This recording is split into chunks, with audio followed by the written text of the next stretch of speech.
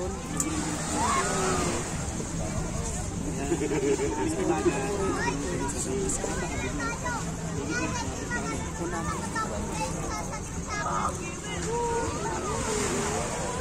Walang kakulatan sa amin.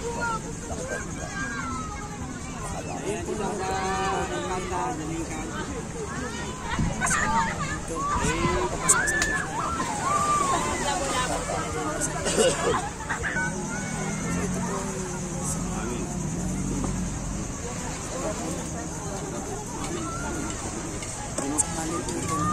Natara naman pero ng mga kapatiran.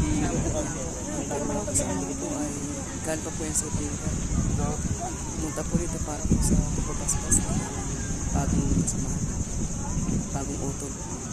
So ayan po si Madam. So pinabasbasan po ng aming paisahan. Ako rin po galing po sa dyan sa buwasan ng aming paisahan. Binibigyan po ng basbas para po maging kasama na po namin sa mga ano. So yan po yung ginagamit po namin, ginagamit po yan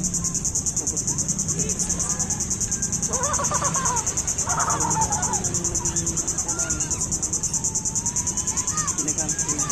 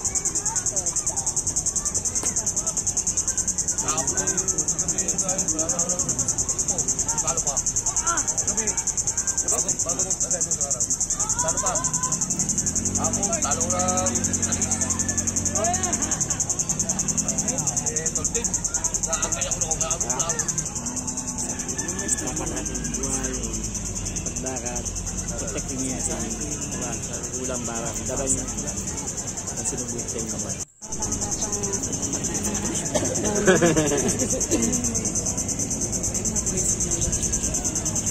Ingat po.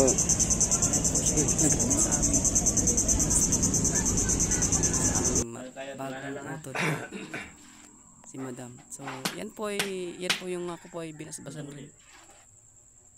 So ang ginamit po sa akin yan ay ang espada, double pontal, double blade po. So ayan. So ako po yung yan tinaga po din. So 36 na taga po yan. Sa hita, sa tiyan, tapos sa likod. So ayan. Ako naman po yung binasbasan po ng espada.